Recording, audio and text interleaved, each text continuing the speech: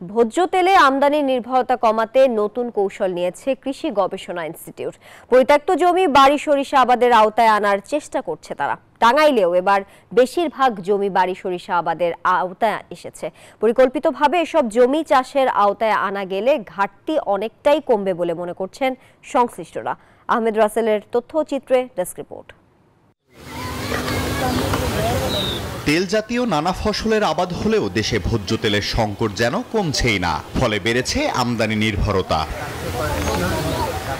আর আমদানি নির্ভরতা কমাতে বাংলাদেশ কৃষি গবেষণা ইনস্টিটিউট দেশের নিচু ও পরিত্যক্ত জমিগুলো আবাদের আওতায় আনার চেষ্টা করে যাচ্ছে।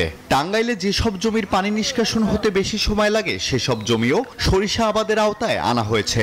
এতে ফলনও বেড়েছে। দেশি সরিষার থেকে বাড়ি সরিষার উৎপাদন বেশি হওয়ায় কৃষকরাও ঝুঁকছেন এই চাষে।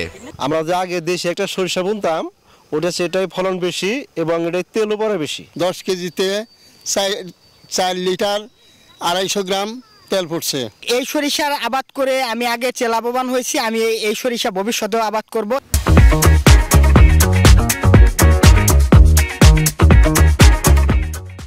স্থানীয় পর্যায়ে সরিষার আবাদ জনপ্রিয় করতে নানা উদ্যোগ নিয়েছে বাংলাদেশ কৃষি গবেষণা ইনস্টিটিউটের সরেজমিন গবেষণা বিভাগ।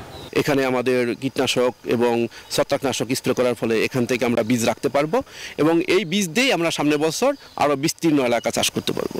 বাংলাদেশ কৃষি গবেষণা ইনস্টিটিউট বলছে, অনাবাদি জমিগুলো আবাদের আওতায় আনা গেলে 50% আমদানি নির্ভরতা কমে আসবে। বাড়ি সরিষা 14 কভারেজটা প্রায় 54%।